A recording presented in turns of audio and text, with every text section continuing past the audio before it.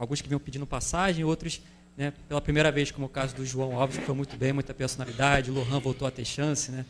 Deu muita dinâmica ali. Queria que você falasse sobre quão gratificante é e ver eles dando resposta em campo também num jogo tão importante. E sempre importante. E o bom disso, eu conheço praticamente todos esses meninos, foram meus jogadores tanto no Sub-17 como no Sub-20. E hoje eu consegui dar minutos para alguns deles, para eles poderem se ambientar com o que é o profissional, ficar perto dos jogadores. E principalmente porque temos que, claro, sempre que puder oportunizar a base, sabemos que é importantíssimo porque é como se a gente tivesse contratado jogadores novos, né? E ter esses jogadores aí rendendo é muito importante para a gente. Felipe, Letícia Marques do GE. Bom, entrando um pouquinho também no que o Lázaro falou, você usou o jogo de hoje para dar oportunidade não só aos atletas da base, mas também a outros atletas que precisavam de alguns minutos. Foi um jogo de muitos testes. Queria saber de você o que você considera que você mais acertou na escalação hoje. Talvez um Varela como titular, você tinha um Wesley à disposição, um Cebolinha jogando ali numa nova posição, quase como um 10, que é uma posição que você precisa quando não tem uma Arrascaeta. Queria saber de você, qual é o seu mérito, assim, seu maior mérito que você avalia hoje na escalação? Não, como eu sempre falo para vocês, eu sempre coloco o que eu acho que eu tenho de melhor para poder vencer o jogo, né? No último jogo eu não pude contar com alguns jogadores, já seja por lesão, já seja por indicação do departamento médico, e outros jogadores durante o jogo acabaram não tendo condições de acabar. O caso do Bruno Henrique contra o Botafogo. Então, muitas das decisões, né, eu já falei uma vez, eu não gosto de poupar, não é do meu perfil. Só que às vezes é inevitável que aconteçam essas lesões, esses jogadores que não conseguem estar pronto para performar durante o jogo. Hoje, dentro do que eu tinha disponível, eu escolhi o que eu tinha de melhor porque eu não subestimo nenhum adversário, eu acredito que todos são difíceis. O Central Córdoba, né, como vocês mesmos disseram que era muito fraco,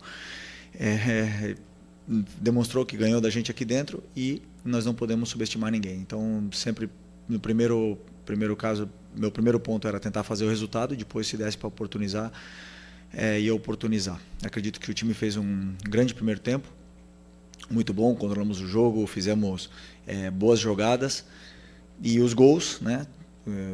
Os jogadores que se reencontraram com os gols e depois, claro, conforme foram passando os minutos e o adversário também tinha uma arma importante que era o contra-ataque, ataque ao espaço, e acabaram fazendo um gol ali, o segundo gol deles aí num rebote de escanteio. Mas acho que foi um jogo muito bom para poder dar oportunidade para esses jogadores que vêm jogando menos e que possam ganhar minutos e confiança. Felipe, boa noite. Flamengo entrou nessa terceira fase da Copa do Brasil com uma obrigação muito grande, né, pelo favoritismo, diante do adversário, cumpriu a sua obrigação pela classificação. Houve clubes que não conseguiram, né, cumprir essa obrigação e confirmar o favoritismo. O Flamengo está classificado. Mas qual, no seu entendimento, o principal proveito que você conseguiu tirar dessas duas partidas da Copa do Brasil? Boa pergunta. É que todo jogo ele deixa alguns detalhes, né? E no primeiro jogo, por exemplo, que jogamos lá no Maranhão, foi um jogo muito difícil, muito complicado, um adversário, um campo muito alto, e o time se comportou de uma forma muito sólida aos 90 minutos, né? E hoje, durante o jogo, a gente viu um time com muita intensidade, muita troca de passe, principalmente velocidade na circulação de bola, e causamos muitas dificuldades. Então, esse jogo foi bom por vários aspectos assim que eu falo táticos. Os jogadores se encontraram, né? Eles encontraram os espaços, porque no final das contas quem joga e quem decide a jogada são os jogadores. O único passo que eu faço é dar o caminho para eles e depois eles que resolvem.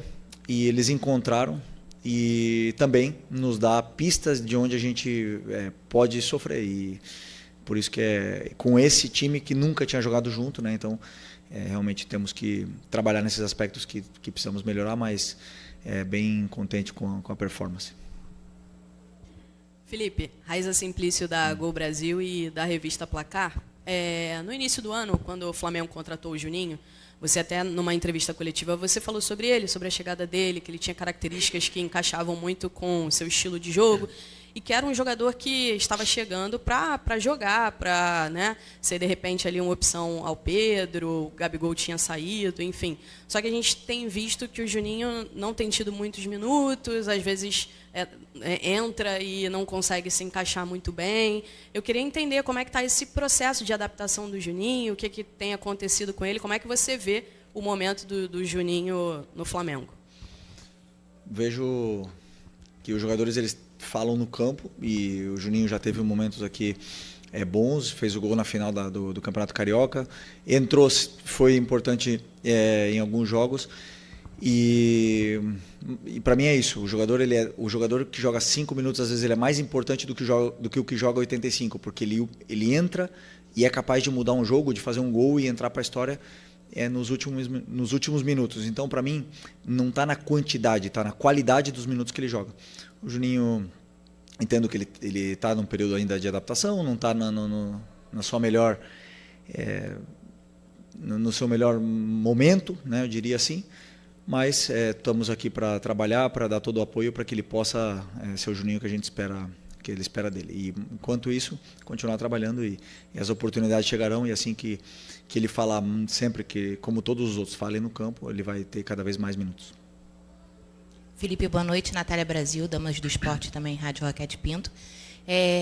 Hoje você teve uma vitória tranquila, né? Conseguiu a classificação, mas aí vira a chave domingo, né? Como você mesmo diz, a gente tem um calendário muito tomado de competições, um privilégio para o Flamengo estar disputando essas competições.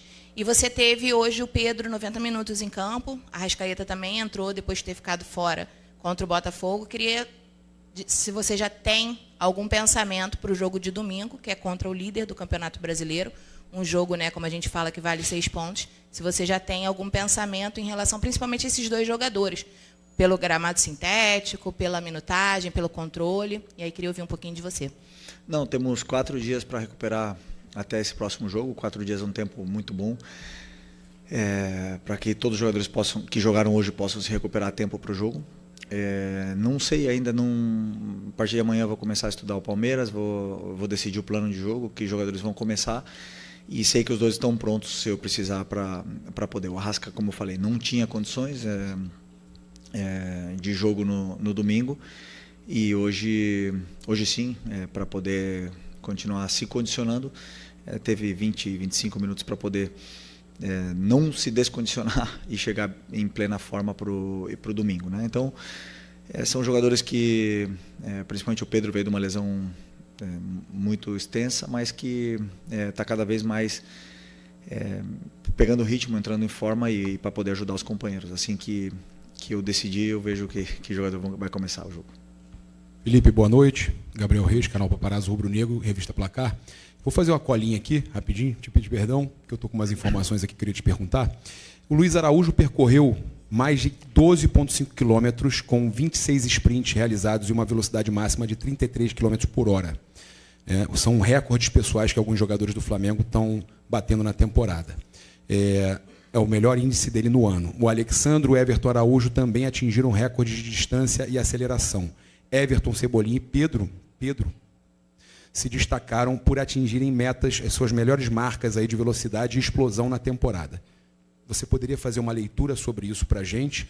E se você acredita que eles estão caminhando, mesmo com as lesões que o grupo está tendo, se você consegue perceber esses seus jogadores já dando sinais de atingirem ali um ápice físico? Bom, lesões, por exemplo, Nico e Plata foram lesões de joelho, trauma, né? Ou mesmo alguma mecânica, assim, lesões articulares.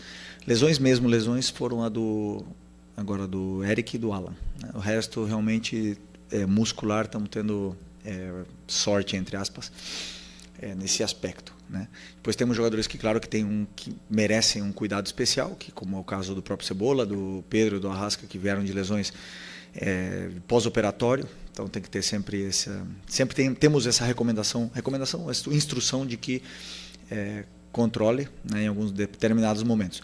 Esses números que você falou me demonstram que o que eles podem dar, o que o time está preparado fisicamente, mas não os números que eu gosto, porque se eles correram tanto, é porque o jogo não foi tão bom.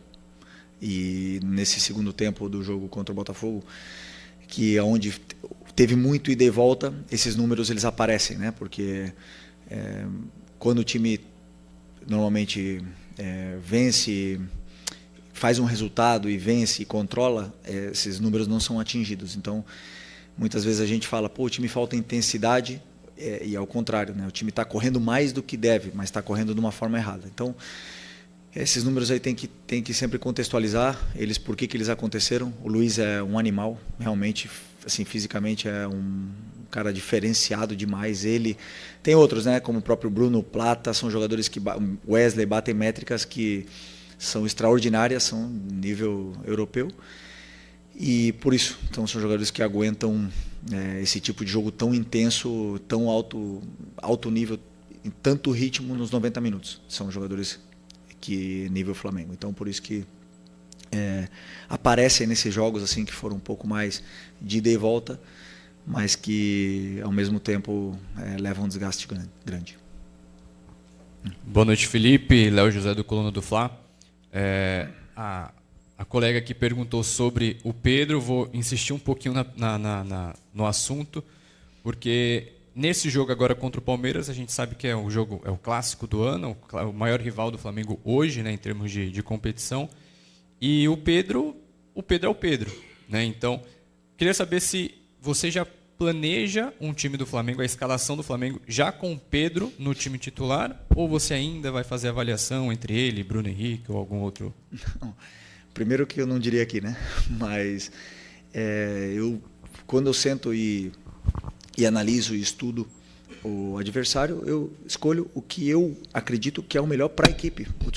Para a equipe, para o Flamengo. Não penso no que é melhor para o Pedro, para o Arrascaeta, para o Gerson, para o Bruno. Penso no que é melhor para a equipe, o que a equipe o que a equipe precisa para poder vencer o jogo. E a partir disso aí, como eu já falei para vocês, eu tomo as minhas decisões, durmo muito tranquilo e, como eu sempre falo, sempre colocando a equipe acima de tudo.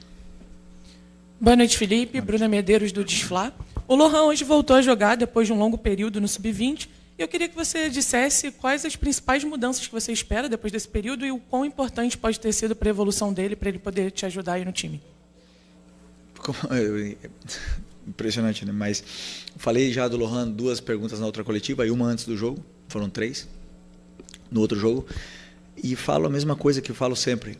Falem no campo, não importa se tem 16, 17, 36, 37 anos, não me importa. Quem tiver melhor vai ter minutos. O Lohan tá muito bem no Sub-20, hoje teve minutos, foi bem, gostei dele no jogo, e ele tem que continuar jogando bem, não pode relaxar. Se ele relaxar um treino, um jogo, eu estou vendo tudo. Então os jogadores eles falam no campo, e quem é mais regular e está melhor, mais minutos vai ter, e quem não está tão bem, não vai ter tantos minutos. Simples assim. Aqui, Luciana Zogabe, da Rádio Roquete Pinto. O Flamengo hoje, mais uma vez, começou, né, a 220 ali, e conseguiu, né, converter em gols, né, as chances criadas, coisas que em muitos jogos, né, teve volume, mas não conseguiu fazer os gols. Hoje o Flamengo fez, mas em contrapartida também cedeu muitas oportunidades, né, para o adversário. Você já falou um pouquinho até na resposta que deu ali para o Papa, mas queria que você falasse também como é que você viu a equipe hoje em campo e o que dá para tirar disso aí para as próximas partidas. Não, eu acredito que foi um bom jogo. O Botafogo da Paraíba tem um time muito bem trabalhado, uma linha muito bem organizada, principalmente dos meio-campistas, não davam muitos espaços para a gente poder filtrar passes. Tentamos filtrar muitos passes por dentro, acabou amarrando. O jogo estava talvez um pouco mais por fora. Como foi o gol do Pedro, começou uma jogada por fora, circulamos e tudo mais. E depois, com o resultado, com 2-0, eu senti que começamos a perder duelos, né? Alguns duelos individuais, tanto ofensivos como defensivos. Esses duelos não eram no mesmo nível que quando estava 0-0. Não digo que é normal, mas eu digo que pode se entender pelo resultado do primeiro jogo, pelo resultado do segundo, pelo como estava acontecendo o jogo. E nenhum time do mundo, se você deixa jogar, não vai jogar. Eles jogam, sabem jogar, sabem chegar, sabem te machucar, sabem chegar até no teu gol. E foi assim que sofremos o primeiro gol. Então, eu acredito que foi mais por um momento de... Não digo que relaxamos, mas não era na mesma intensidade dos duelos. O Botafogo conseguiu chegar e fazer essas chances de gol. Felipe, aqui, Bruno Vilafranca, da Rede Multiflá. Queria que você fizesse uma análise do jogo do Varela, né, que não tem tantas oportunidades assim, mas hoje contribuiu bastante. No domingo ele já ajudou numa posição, não sei nem se você já tinha treinado ele naquela posição, jogando ali muito mais centralizado, como um volante mesmo, ou se foi uma situação de momento, mas falando mais de hoje. Ele contribuiu, fez gol, deu assistência, participou de várias roubadas de bola. Enfim, queria que você falasse, até porque provavelmente ele será o titular no próximo jogo, já que você não tem o Wesley à disposição. Obrigado e parabéns pela vitória. Obrigado. Realmente, o Varela é um jogador muito sólido, né? Um cara que na fase defensiva ele domina como ninguém.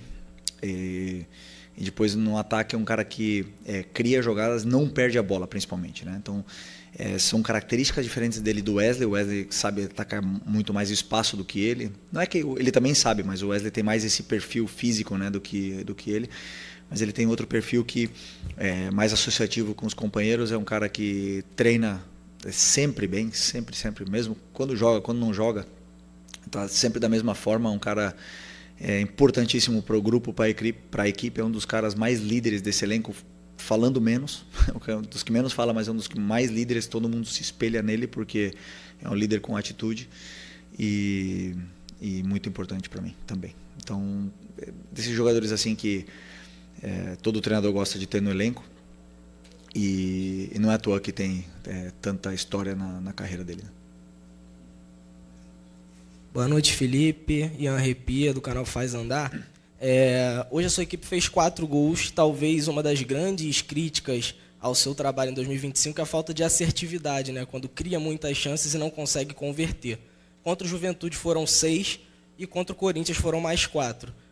O que essas partidas têm em comum é que o Flamengo abriu o placar muito cedo nas 3. Fez o gol logo nos primeiros minutos. De certa forma, a ansiedade quando o gol não sai cedo assim tem atrapalhado, e de que forma você pode internamente resolver essa questão para que os gols saiam naturalmente, como depois do primeiro acabam saindo nessas 3 partidas, por exemplo? Obrigado. Bom, primeiro, crítica ao meu trabalho, a falta de efetividade, mas eu não chuto no gol, hein? Já chutava, não fazia gol também, mas eu acredito assim que por que não fizemos gol contra o Botafogo? Porque existe uma qualidade defensiva no time do Botafogo. Existe um time que bloqueou os chutes, que não deixou chegar com tanta facilidade, que os atacantes se sacrificaram muito defendendo, fechando os volantes, fechando os espaços, não deixaram chegar. Eu sempre repito, o adversário também joga.